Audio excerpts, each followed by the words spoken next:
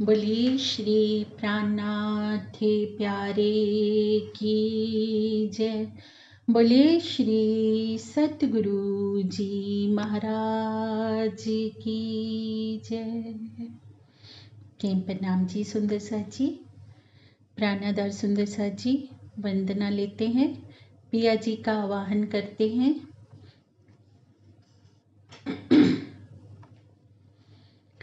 प्रथम लागो दो चरण को, धनिये न छुड़ायो खिन, लाख तली लालेडियाँ मेरे जीव के एही जीवन, इन पाँव तले पड़ी रहूं, धनी नजर खोलो बातून, पलना वालो निरखूं नेत्रे मेरे जीव के एही जीवन, मेरे जीव के एही जीवन।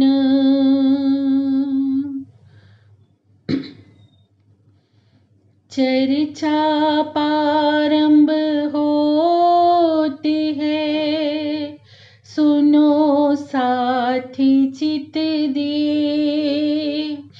भजो राज श्याम श्री प्राणनाथ, सखी जीवन हमारो ये।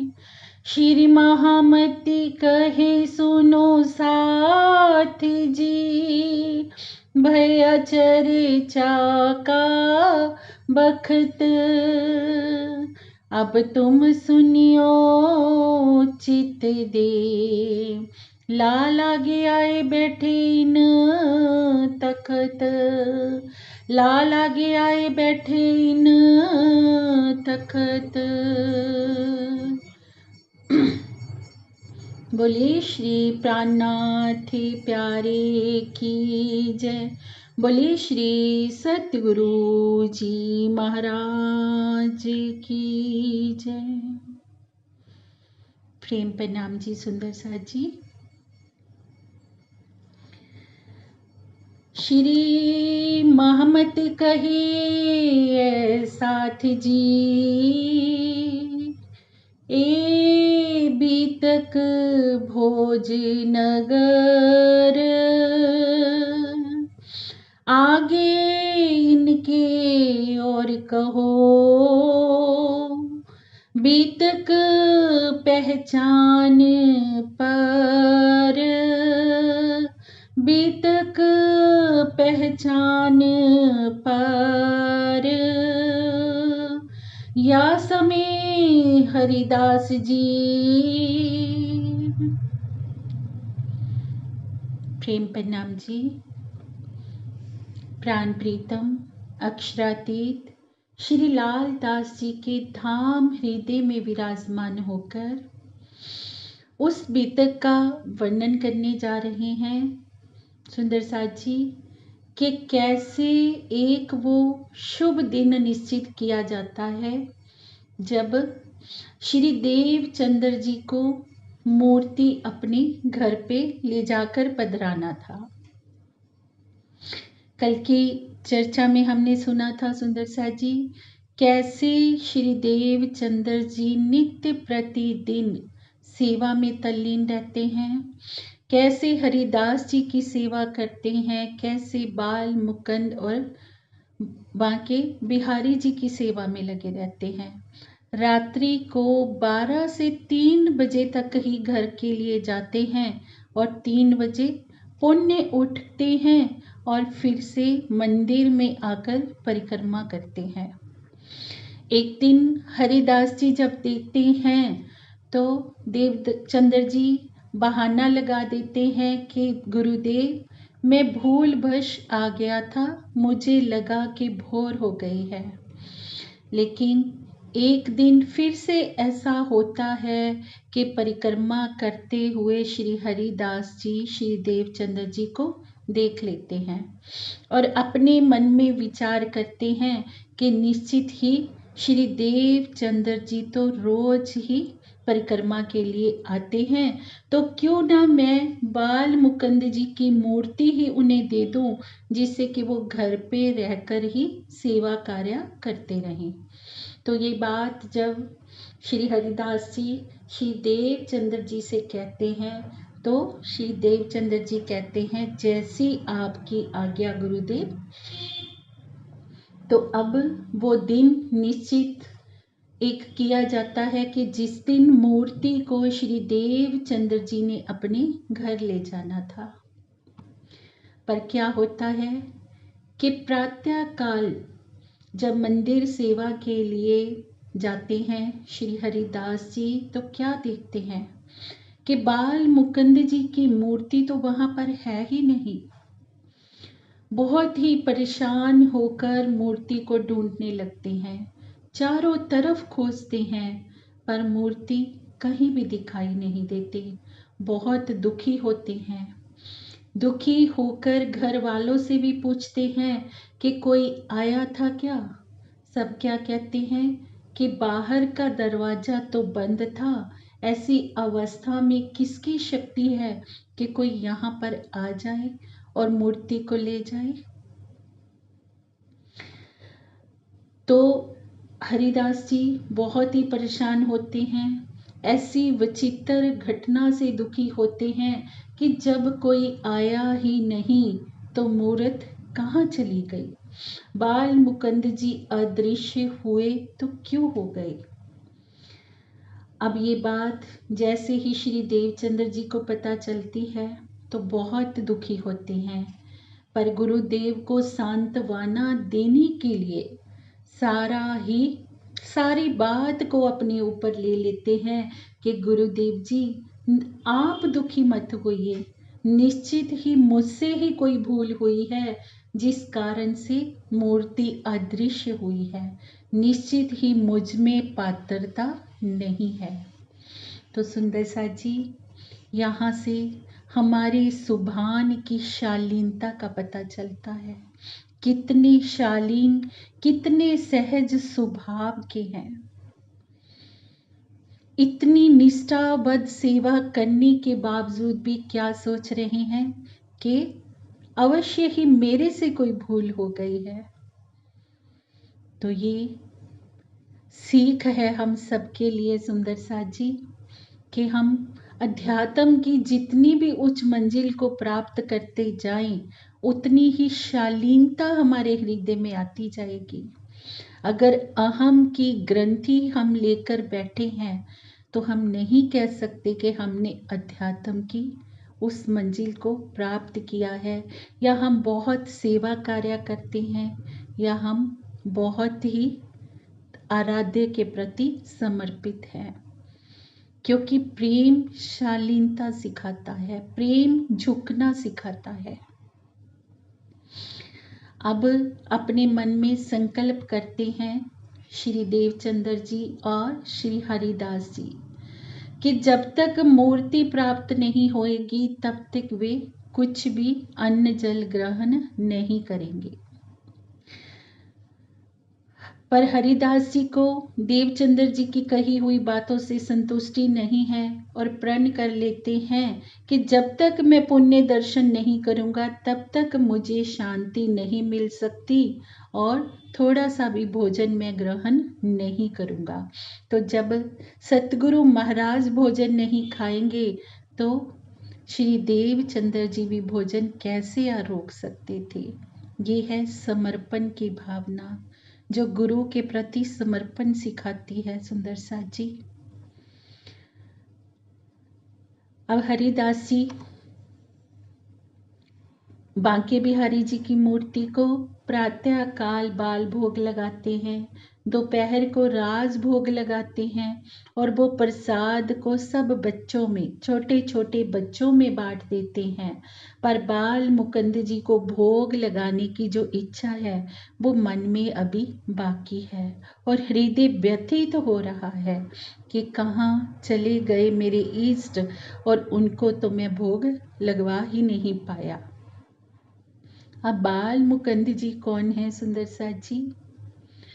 वो स्वरूप, वो तन जिस तन में 11 साल और 52 दिन तक धनी जी ने लीला करी थी ब्रज में, ब्रज विहारी के रूप में, जिनके अंदर उस समय जब ब्रज लीला हो रही थी तब धनी जी का आवेश था, श्री अक्षर ब्रह्म जी की आत्मा थी।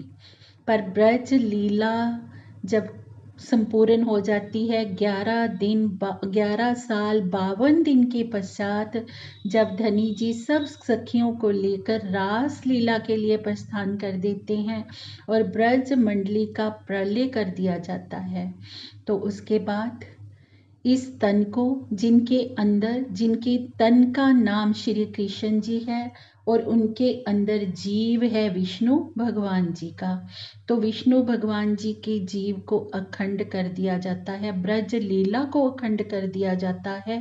कहाँ पर? सबलिक के कारण में। तो इस तन में क्या है? विष्णु भगवान जी का जीव अखंड है, धनी जी का आवेश नहीं है, श्री अक्षर ब्रह्म जी की भी आत्मा नहीं है। वो अपना खेलने के पश्चात अपने अपने धाम के लिए प्रस्थान शक्ति कर चुकी है। तो बाल मुकुंद जी का वह रूप है। अब स्थिति ऐसी होती है कि ना ही तो हरिदास जी भोजन करते हैं, और जब हरिदास जी ने भोजन नहीं किया तो परिवार के सदस्यों ने भी नहीं किया, तो सबका उस दिन बिना एकादशी के ही उपवास हो जाता है। हमारी एकादशी, हमारा उपवास कब है सुंदर साथ जी? हम एक बात कहते हैं व्रत और उपवास। व्रत और उपवास में अंतर होता है। हमें क्या व्रत लेना चाहिए? अच्छे कर्म करने का, सेवा करने का, वाणी पढ़ने का, चितवनी करने का। जिस दिन भोजन नहीं किया जाता तो उसको उपवास कह देते हैं। एक तरह से देखा जाए उपवास के साथ साथ ये हरिदास जी का और श्री देव चंद्र जी का व्रत भी है, क्योंकि उन्होंने क्या प्रण लिया कि जब तक बाल मुकुंद जी के हम दर्शन नहीं कर लेंगे तब तक हम भोजन नहीं करेंगे। तो इधर श्री देवचंद्र जी भी भोजन नहीं करते हैं। इस प्रकार से पूरा दिन व्यतीत हो जाता है तो किसी ने भी कुछ भी नहीं रोका। तो बहुत ही दुखी मन से श्री हरिदास जी एकांत में बैठे हुए हैं अपने आराध्य के चिंतन में कि प्रभु आप कहाँ चले गए हो। और उनके चिंतन में दुख में बैठे बैठे आधी रात व्यतीत हो जाती है। आधी रात की जब व्यतीत होती है तो अचानक उनकी आंखों में निंद्रा का आगोश आ जाता है, निंद्रा से बंद होती हैं, अर्थात हल्की सी उनकी झपकी लग जाती है। तो क्या देखते हैं कि साक्षात बाल मुकुंद जी ने आकर उनको दर्शन दिया और उन्हें अपने सामने देखकर हरिदास जी इतने आनंदित हो रहे हैं और खुशी से बोलते हैं कि प्रभु आप कहाँ चले गए थे। आपको खोजते खोजते तो मैं बहुत ही व्याकुल हो गया था, बहुत ही दुखी हो गया था। यहाँ पर विशेष बात ये है सुंदर साथ जी इस घटनाक्रम में कि अब चौपाई क्या कह रही है? यहाँ हरिदास जी बैठे रहे, दुख पाया अति मन। बैठे बैठे धनी जी के ध्यान में, बाल मुकुंद जी के ध्यान में बैठे हुए हैं, लेटे नहीं हैं।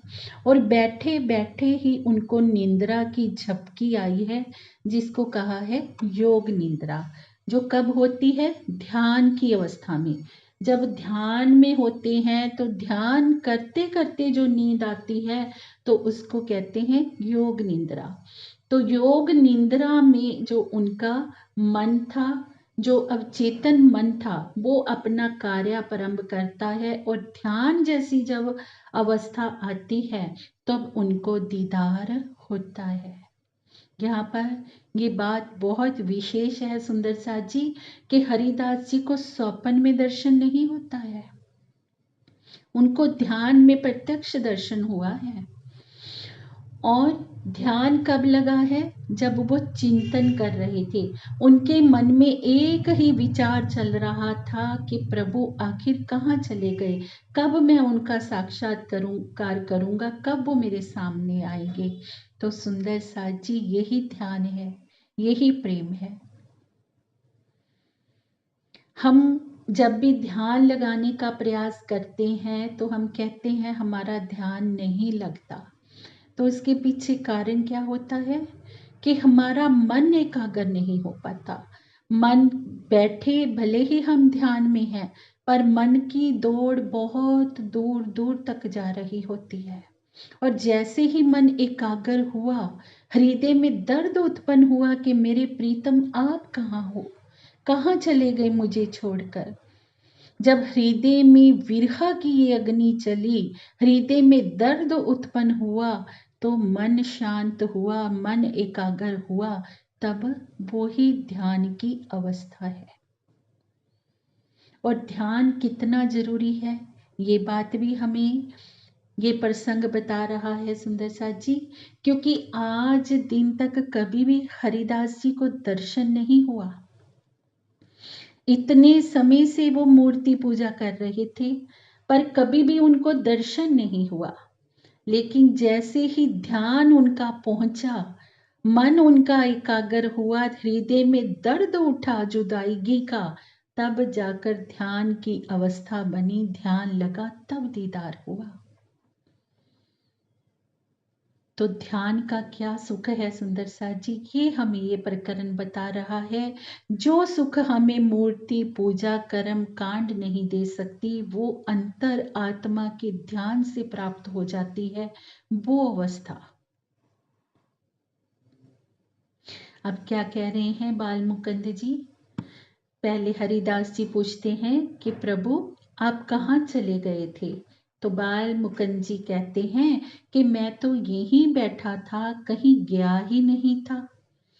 तो हरिदास जी कहते हैं कि आप अगर यहीं बैठे थे तो आपने मुझे दर्शन क्यों नहीं दिया? तो बाल मुकुंद जी बताते हैं कि तुम मुझे देवचंद्र जी के यहाँ पधराना चाहते थे, इसलिए मैं अदृश्य हो गया था, क्योंकि आपको अभी तक श्री देवचंद्र जी के वास्तविक स्वरूप की पहचान नहीं है कि वो कौन है। और उनकी सेवा का बोझ तो मैं किसी भी कीमत पर सहन नहीं कर सकता, क्योंकि वो क्या है, उनके अंदर पर ब्रह्म की अलादनी शक्ति विराजमान है, जिनकी वजह से मैं ब्रज लीला में अखंड हुआ हूँ, जिसकी वजह से मुझे सबलिक के कारण में अखंड मुक्ति मिली है। तो उनका ऋण तो मैं कैसे उतार सकता हूँ? तो सुंदर साथ जी सोच विचारने वाली बात है, बहुत गहन चिंतन वाली बात है कि हमें मिला क्या है, हम कौन हैं। अपनी पहचान हमें करनी है। वाणी बार बार हमें कहती है पहले आप पहचानो रे साधो, पहले आप पहचानो, बिना आप चीने पार ब्रह्म को कौन कहे मैं जानू। जब तक हम ही स्वयं को नहीं पहचानेंगे तो दुनिया कैसे पहचानेगी कि परमात्मा कौन है। पहले हम ही नहीं पहचान पा रहे उसकी साहिबी को कि वो कौन है और हमारा उनसे संबंध क्या है। अब श्यामा जी से सारी कुर्बानी करवाकर पिया जी हमारा रास्ता सुगम कर रहे हैं, हमारा मार्गदर्शन कर रहे हैं। हमारे सुभान के ब्रह्म आत्माओं, अपनी स्वरूप की, पिया के स्वरूप की पहचान करो कि प्रीतम कौन है और तुम कौन हो। तुम उस पर ब्रह्म की अलादनी शक्ति हो और इस संसार का संग करके तुम शेर के बच्चे होकर खुद को भेड़िए समझ रहे हो, खुद को बकरी समझ रहे हो और बकरियों की तरह मैं करने लगे हो। इस संसार में आकर तुम्हारा अस्तित्व है क्या? तुम्हारा अस्तित्व उस पिया पर ब्रह्म से जुड़ा हुआ है। तुम उनकी आह्लाद अंग हो, आनंद अंग हो, और जिनकी पूजा, क्या कह रहे हैं बाल मुकुंद जी भी कह रहे हैं कि जिनकी सेवा को मैं सहन नहीं कर सकता किसी भी कीमत पर, क्योंकि उनकी वजह से मैं अखंड हुआ हूं। तो हमें विचार करना होगा सुंदर साथ जी, जब हम सुंदर साथ भी जड़ मूर्तियों के आगे जाकर माथा रखते हैं अपना, नहीं सोचते हम कि हमारे सिर पर वो सुभान कौन है, कौन है हमारा परवर्तीकार, किसका वर्द हस्त है हमारे सर पर, जो साक्षात सारा खजाना लेकर हमारी आत्मा के धाम हृदय में विराजमान है। हम उनको कहाँ खोजते हैं? जड़ मूर्तियों में। तो कितना बड़ा अपराध हमसे हो रहा है। सुभान से पिया जी ऐसा करवा रहे हैं हमारे पथ प्रदर्शक बनने के लिए। तब तो अभी श्रीमुख वाणी अवतरित नहीं हुई है सुंदर सा जी, अभी श्यामा जी से खोज करवाई जा रही है हमें सिखापन देने के लिए। पर अब तो सब कुछ जाहिर हो चुका है। परम धाम का जर्रा जर्रा, सारी शोभा, सारा सिंगार, हर एक बात का गुज रहस्य पिया प्राणनाथ जी ने श्रीमुख वाणी में हमें दे दिया है। सारे सागर उड़ेल दिए हैं सुंदर सा जी, फिर भी हम भूल करते हैं। तो सोचिए हमारी इस भूल के लिए क्या कोई क्षमा है? उस अखंड अविनाशी सर्वशक्तिमान सर्वगुण निधान प्रीतम के होते हुए भी हम इधर उधर जाकर माथा पटकते हैं, तो कितनी बड़ी भूल करते हैं। तो अब श्री देवचंद्र जी के विषय में कहते हैं बाल मुकुंद जी कि अगर इसलिए मेरी सेवा का कार्य आप उनको नहीं दीजिए, आप देने जा रहे थे तो मैं अदृश्य हो गया था, क्योंकि मैं ये भार सहन नहीं कर सकता। और अगर श्री देवचंद्र जी ये बात सुनकर दुखी हों तो आप क्या करना, उनको बांके बिहारी जी के वस्त्रों की सेवा दे देना, किंतु मेरी मूर्ति मत देना। तब हरिदास जी ने पूछा कि प्रभु अब आप कहाँ हैं? तो बाल मुकुंद जी ने कहा कि मैं तो अपने वही स्थान पर बैठा हूं जहां पहले बैठा था। तो उनकी आंखें खुलती हैं तो देखते हैं कि बाल मुकुंद जी तो वहीं पर विराजमान है। तो बहुत ही मन में उनके आनंद होता है। तो एक बात हम सबके हृदय में हो सकती है कि मूर्ति अदृश्य हो गई थी, या फिर अगर सामने थी तो श्री हरिदास जी को दिखाई क्यों नहीं दे रही थी। तो इसका अर्थ ये है कि मूर्ति तो सामने ही थी, पर उनकी आंखों से वो ओझल हो गई थी। उन्होंने अपनी शक्ति से ऐसा कर दिया था कि उनको दृष्टि बंद कर दिया था, उनकी दृष्टि बंद कर दी थी कि मूर्ति सामने होते हुए भी दिखाई नहीं दे रही थी। अब जब श्री हरिदास जी निज मंदिर में आकर देखते हैं तो बाल मुकुंद जी सिंहासन पर ही बैठे होते हैं, तो बार बार उनके चरणों में शीश झुकाते हैं। हरिदास जी का मन बहुत ही उल्लास से भर जाता है अपने प्रभु के दर्शन करके, और ये बात बताने के लिए जल्दी से जाते हैं श्री देवचंद्र जी के पास। घर से जैसे ही निकलते हैं तो रास्ते में ही देवचंद्र जी मिल जाते हैं। दोनों की भेंट बाजार में ही हो जाती है। अब दूर से ही श्री देवचंद्र जी को देखकर हरिदास जी दौड़ पड़ते हैं और अति शीघ्रता से जाकर अपना सर श्री देवचंद्र जी के चरणों में रख देते हैं। ये देखकर सुभान बहुत ही हैरान हो जाते हैं और अपने हाथों से उठाते हुए कहते हैं कि गुरुदेव ऐसा अनर्थ क्यों कर रहे हैं? आप तो मेरे गुरु हैं और गुरु होकर शिष्य के चरणों में शीश रख रहे हैं। तो सुंदर साथ जी यहाँ से हरिदास जी की भी महानता का पता चलता है कि वो कितने महान रहे होंगे। कोई अभिमान नहीं है अपने गुरु बने का।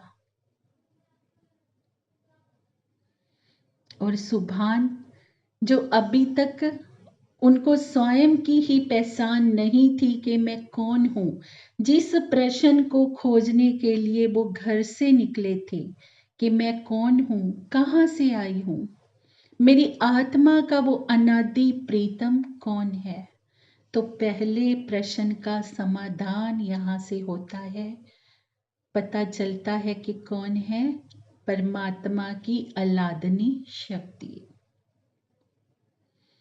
पर परमात्मा अभी तक बाल मुकुंद जी के लिए परमात्मा कौन है?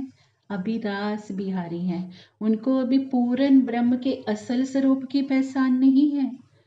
महाकारण में अखंड हुए रास वाला जो स्वरूप है पिया प्राणनाथ जी का, बांके बिहारी जी का, उन्हीं को वो प्राणनाथ जी समझ रहे हैं, उन्हीं को वो परमात्मा समझ रहे हैं, जिनके अंदर परमात्मा की शक्ति नहीं है, कोई आवेश नहीं है, कोई अक्षर ब्रह्म जी की आत्मा नहीं है, केवल बांके बिहारी जी के तन का ही आवेश है।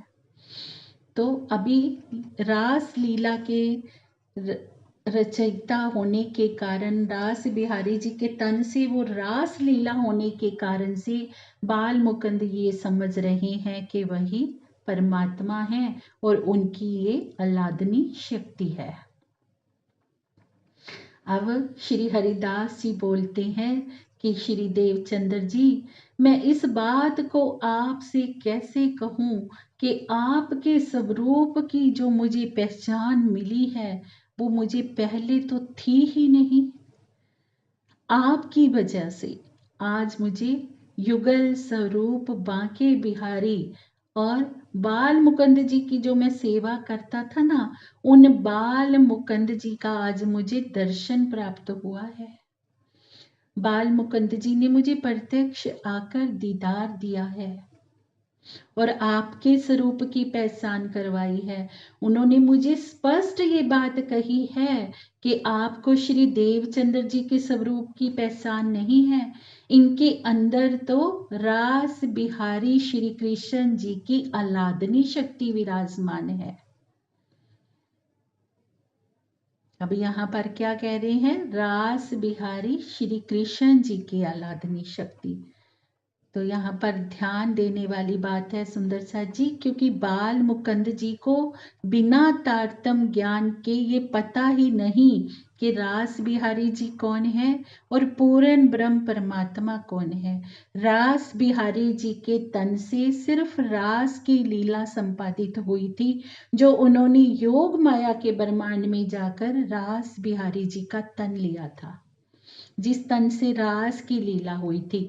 अब एज प्रेजेंट उस तन में कोई शक्ति नहीं है, ना ही धनी जी के आवेश की और ना ही श्री अक्षर ब्रह्म जी की आत्मा की, सिर्फ उन्हीं के तन का आवेश है, रास बिहारी जी के तन का। और बिना तारतम्य ज्ञान के इस रहस्य को कोई सुलझा नहीं सकता सुंदर साथ जी। तभी तभी पिया जी क्या कहते हैं, देखो खोल वाणी प्राणनाथ, धनी ले आए धाम से वचन, जिनसे न्यारे ना होवे चरण। वाणी को खोलकर देखे सुंदर साथ जी, अगर हम वाणी को नहीं खोलेंगे तो कैसे सच को जानेंगे। फिर तो हम अंधेरे में ही भटकते रहेंगे और भटकाते रहेंगे। वाणी खोलकर अपने प्रश्नों का समाधान कीजिए।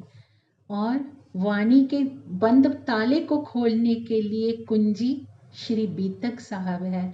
तो श्री बीतक साहब से एक एक ताले को खोलकर देखिए, एक एक प्रश्न का समाधान मिलेगा।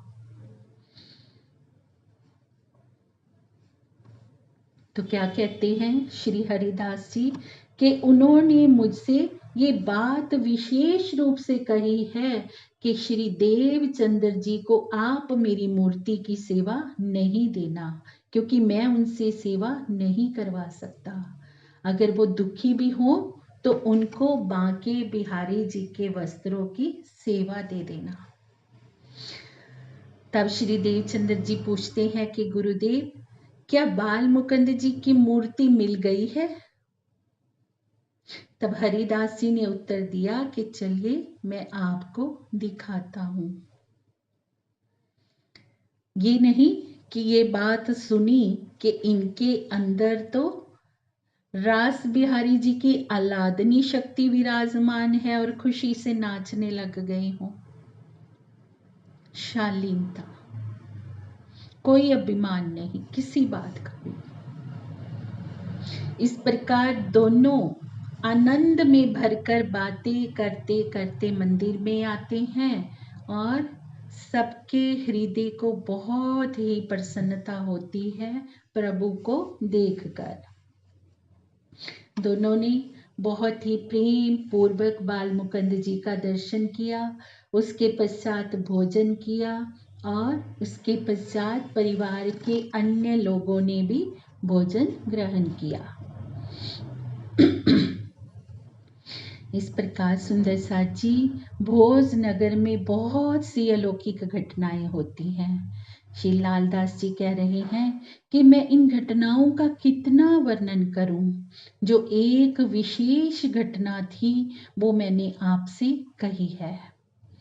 अब श्री हरिदास जी श्री देवचंद्र जी को बांके बिहारी जी के वस्त्रों की सेवा दे देते हैं, जिन्हें श्री देवचंद्र जी बहुत ही आदर पूर्वक सिर चढ़ाते हैं उस सेवा को।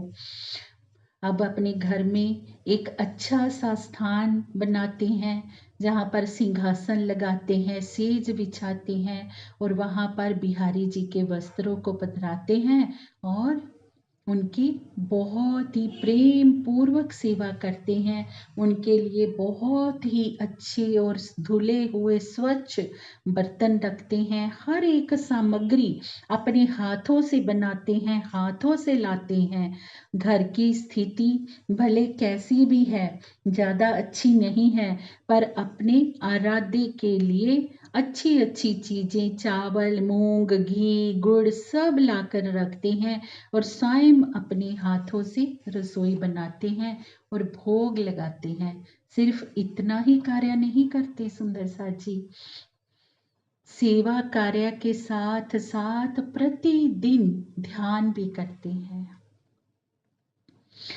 और जब ये कार्य रोज प्रतिरोज कर रहे हैं तो जो आस पड़ोस की स्त्रियां हैं वो रोज देखती हैं कि श्री देवचंद्र जी तो अपने हाथों से चौका देते हैं, हाथों से पानी लाते हैं, अपने हाथों से ही भोजन बनाते हैं।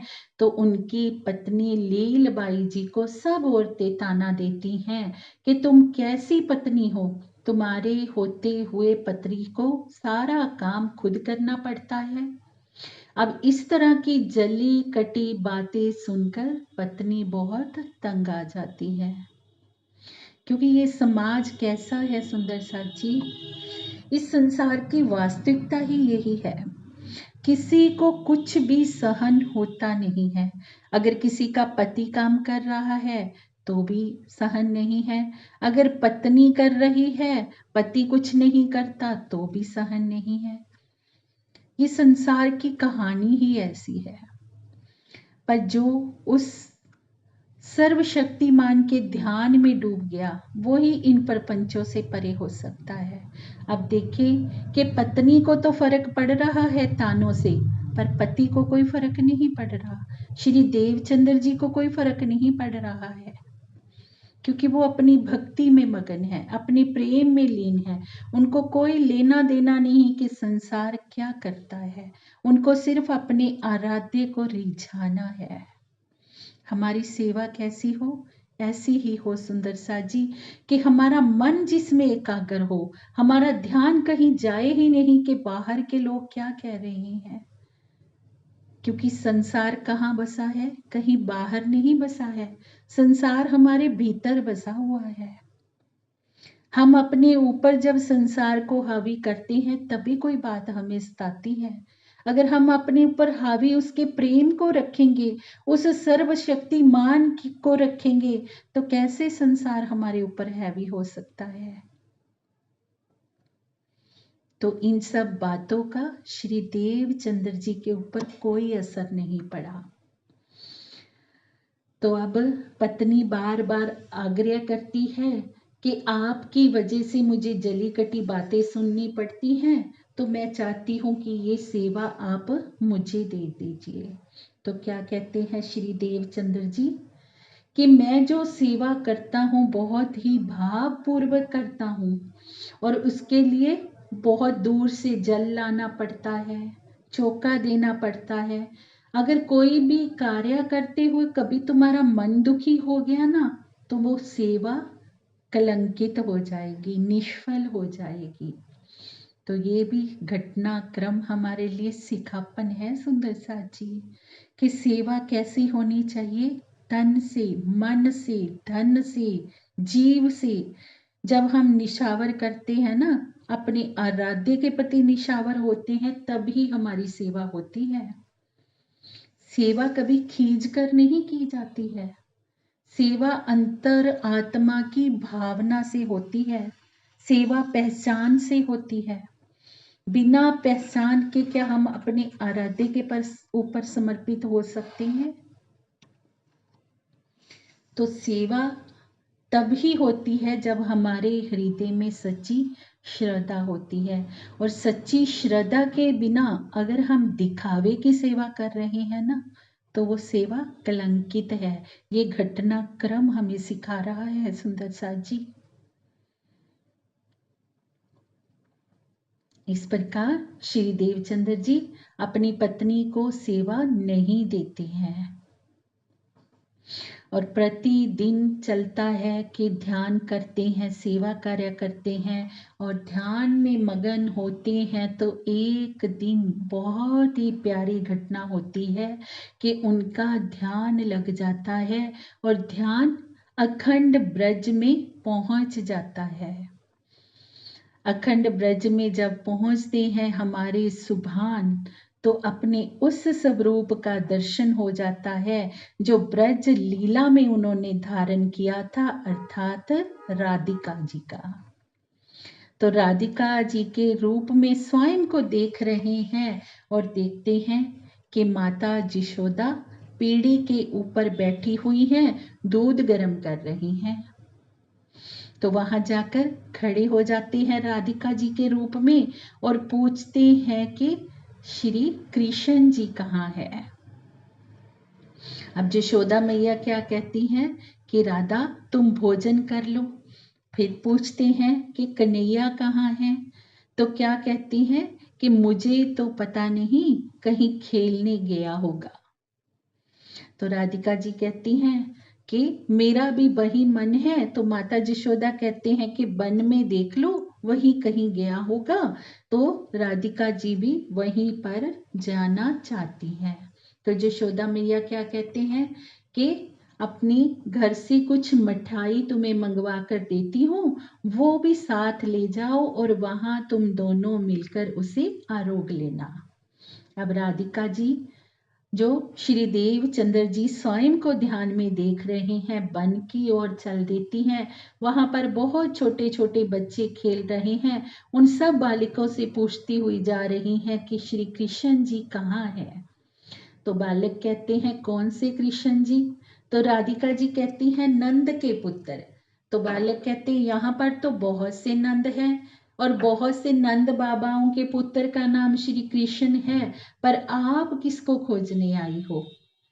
तो मुस्कुराती हुए कहती हैं कि यशोदा मैया के पुत्र कृष्ण जी। अब ये सब बातें कृष्ण जी वहीं पर खड़े खड़े देख रहे हैं और मुस्कुरा रहे होते हैं। और जैसे ही राधिका जी को देखते हैं तो दोनों ही बातें करने लगते हैं।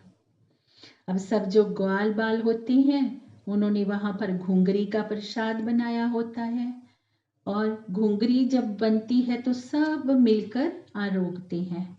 घुंघरी आप समझते हैं ना कि जब गेहूं होता है, गेहूं, चना, मक्का, बाजरा, किसी को भी जब उबाला जाता है दूध में या पानी में, उसमें मीठा डालकर जो बनाया जाता है उसको घुंघरी बोलते हैं। तो सब मिलकर आरोगते हैं। तो राधिका जी वो मिठाई भी निकालती हैं जो माता जी यशोदा ने दी थी। तो सबको मिल बांट कर मिठाई बांटी जाती है, सब मिलकर आरोगते हैं। तो जैसे ही आरोगने के लिए श्री देवचंद्र जी अपना हाथ उठाते हैं और उनका ध्यान टूट जाता है। हाथ हिल गया तो ध्यान टूट गया।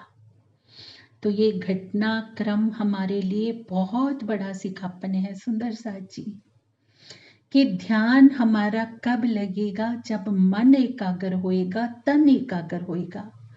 ना तो मन के एकाग्र हुए बिना ध्यान लगने वाला है, ना ही तन के एकाग्र हुए बिना ध्यान लगने वाला है। हम कहीं कि हम चलते फिरते ध्यान कर लें, चलते फिरते चितवनी कर लें, तो ये कभी पॉसिबल नहीं है। क्योंकि चलते फिरते अगर हम किसी कार्य में लगे हुए हैं तो वो भावलीनता में तो हम रह सकते हैं कि हम अपने पिया प्राणनाथ जी के विषय में सोच रहे हैं, उनके भावों में डूबे हुए हैं। लेकिन ध्यान जिसको बोलते हैं वो मन के और तन के एकाग्र होने पर ही लगेगा। अब श्री देवचंद्र जी का हाथ हिला तो ध्यान टूट गया। श्री बीतक साहब का प्रत्येक घटनाक्रम हमारे लिए बहुत बड़ी सीख है सुंदर साथ जी। तभी कहा है कि श्री मुखवाणी की कुंजी है, सारे बंद तालों को खोल देती है श्री बीतक साहब। हमें इस ब्रह्मांड में चलना कैसे है, कैसे चल के दिखाया हमें परम धाम की आत्माओं में, कैसे हम चलते आ रहे हैं परम धाम से, ब्रज से, रास से, और कैसे हमें चलना है इस जागनी ब्रह्मांड में।